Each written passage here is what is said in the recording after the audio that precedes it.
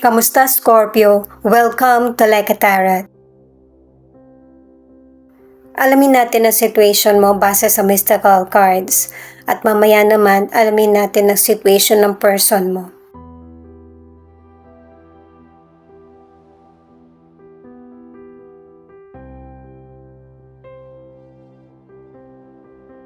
Itong card na ito ang nagpapaunawa sa iyo na meron kang abilidad na makamit yung mga pangarap mo sa buhay at saka mag-grow katulad ng puno na ito. Mas maigi na pagtuunan ng pansin yung mga kaalaman or chances na dumarating sa iyo. Kasi ito yung kakailanganin mo para ma-solve ko ano man yung gumugulo sa isip mo or problema.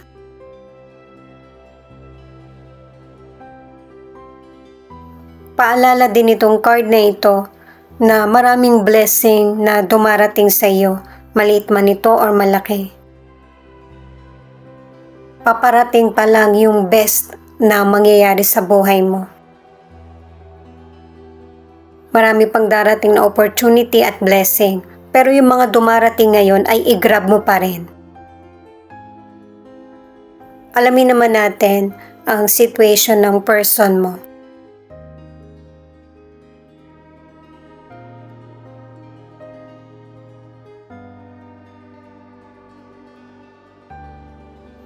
May mga situation sa buhay ng person mo na yung bang naloko siya, yung napaniwala siya ng ibang tao. Kahit na ito man yung pinagdaanan ng person mo, hindi pa rin siya mawawalan ng pag-asa. Pwedeng ikinalungkot niya ito, pero magsisimula siyang muli. Katulad ng sinasabi ko sa ibang readings na ikaw din naman yung magiging solusyon sa problems mo. Kahit na anuman yung pinagdaraanan mo at yun yung ginagawa ng person mo. Na hindi na magpa-stuck sa natapos or nangyari na.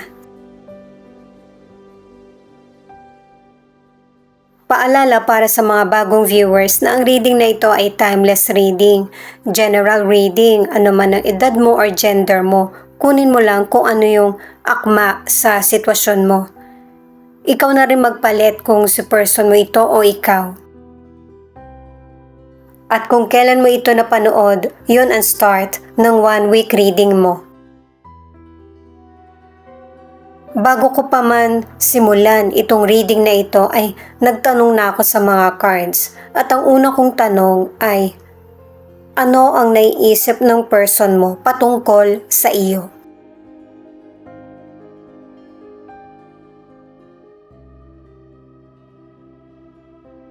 Ten of Swords, Seven of Cups, Six of Cups in reverse.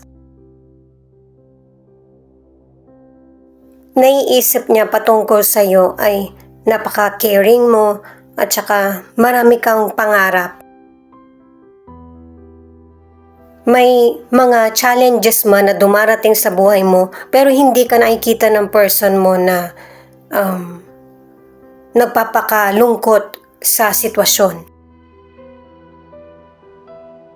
Naririnig niya sa iyo at saka nakikita niya sa expression ng mukha mo yung pagkadismaya sa situation, lalo na kung patungkol sa kaibigan mo, sa bagay na pinagkakitaan or inaasahan.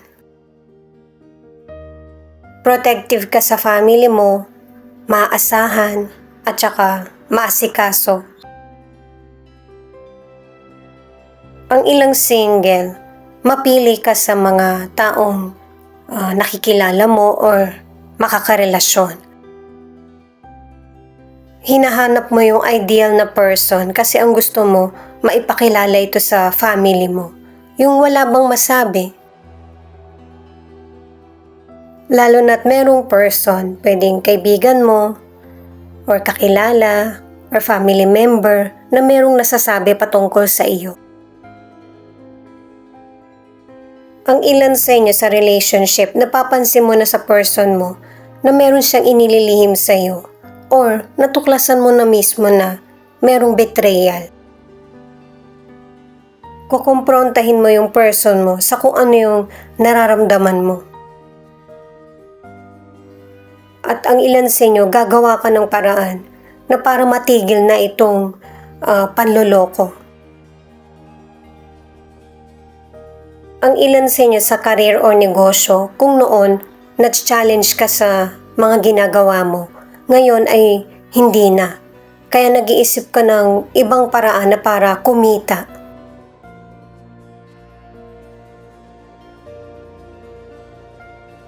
Knight of Swords in reverse, Ace of Swords in reverse, Ace of Pentacles. Hindi sinasagot ng person mo kung ano yung namimiss niya sa iyo kasi meron kayong kinakaharap na problema.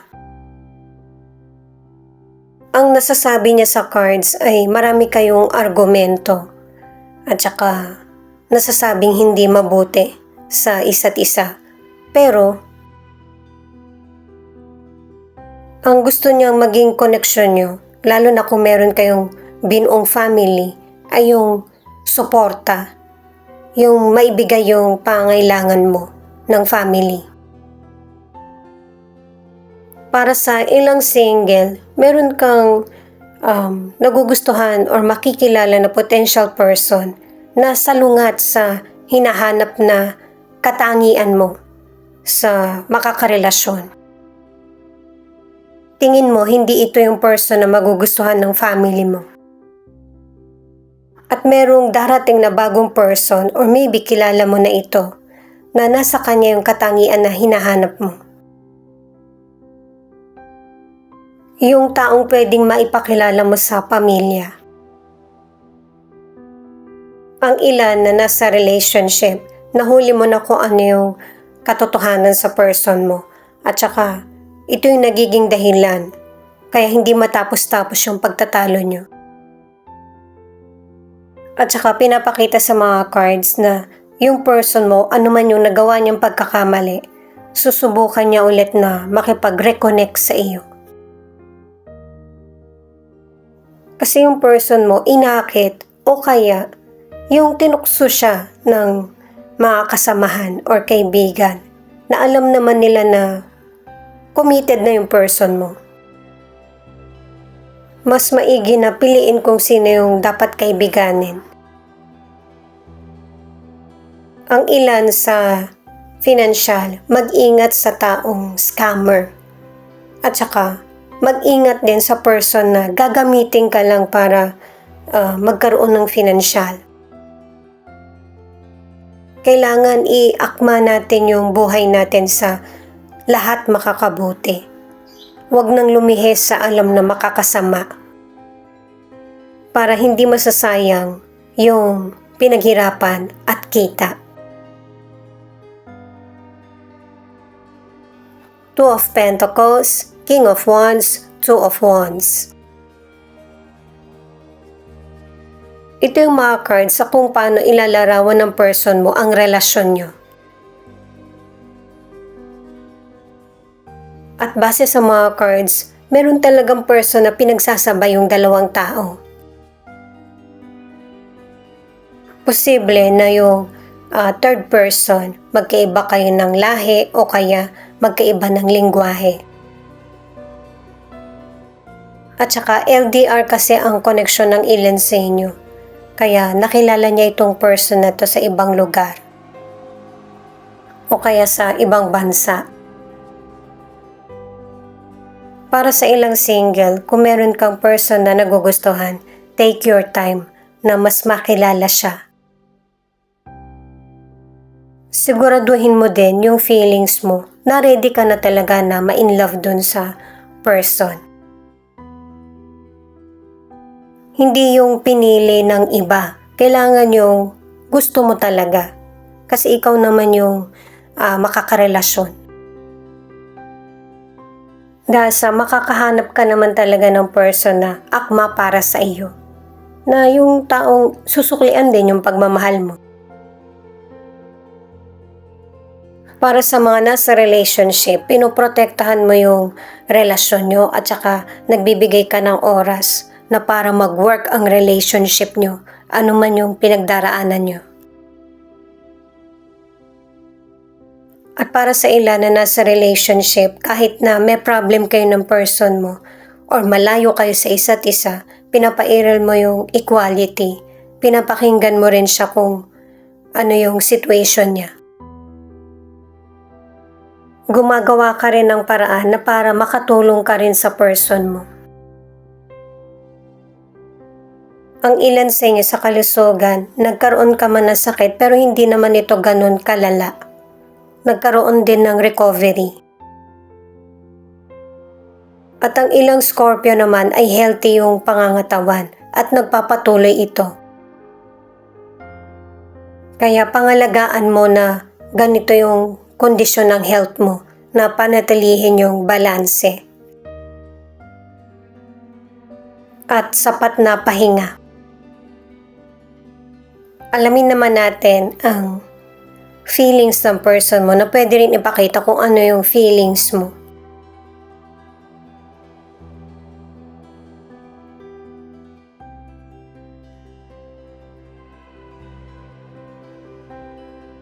Pinapakita rito sa card ng person mo na meron talagang third person, nakalimang cards ka na. Pero kahit na merong ibang person, patuloy pa rin yung person mo sa pagmamanipula sa iyo. Na parang walang nangyayari. Na kahit alam mo na yung situation, dinideny pa rin ng person mo na kung bakit merong third person, kung bakit nagkaroon nito, ayaw niyang pag-usapan. Dinideny niya lahat sa iyo kahit na nararamdaman mo ito or nakikita. Ang ilan sa inyo, mas lalo mong naramdaman na ini-ignore ka ng person mo kasi hindi ka niya sinasagot ng tama. Kaya ang ilan sa inyo nakapag-decide na iwan yung relasyon na ito. Kahit ganito yung nangyayaring sitwasyon sa relationship nyo, ang gusto pa rin ng person mo ay magkasama kayo. Pwedeng tinawagan ka niya or pinuntahan ka niya kung saan ka man nandun. Gusto niyang isaayos yung relasyon nyo. Pero alam mo sa sarili mo na hindi ito makakabuti sa iyo yung nililinlang ka at saka maraming gumugulo sa isip mo. Hindi mo rin gusto na mapag-usapan kayo kaya yung mga problema mo ay sinasarili mo lang. Dahil sa hindi mo na rin gustong magtiwala pa kahit kanino. Pero kung yung person mo tatanungin kung sino yung gusto niyang manatili sa kanya, ikaw yun. Pero hindi ganitong relasyon ang gusto mong set up. Kaya lang katulad sa mga naunang cards, ang gusto ng person mo, siya pa rin yung masusunod. Kaya ang nagiging resulta, nagkakaroon ng selosan or katulad ng sinabi sa tarot cards, hindi matapos-tapos yung pagtatalo nyo. Kasi nandun yung pagdududa. At saka meron din siya mga ipinapangako na hindi niya tinutupad. Kaya mas lalo kang napipilitan na magkaroon na ng desisyon para sa sarili. Alam mong hindi na to healthy para sa iyo kaya soon magkakaroon ka na ng sarili mong desisyon. Yung kutob mo na hindi to makakabuti sa iyo ay tama. Huwag mo rin isipin kung ano yung sasabihin ng ibang tao kasi marami na silang nasabi. Mas maiging intindihin mo yung sarili mo na maisaayos yung buhay mo. Walang ibang makakatulong sa'yo kundi yung desisyon mo, yung sarili mo. Capricorn, Libra, Taurus, Leo, Gemini, Sagittarius. Ito yung ilan sa 12 zodiac sign na nangunguna sa reading na ito. Yung mga ipinakita ng cards ang sinasabi ko lang sa inyo guys. Kasi guide reading nga ito. Ito naman yung mga letra na posibleng andito yung letra ng pangalan ng person mo or letra ng pangalan mo. S, T,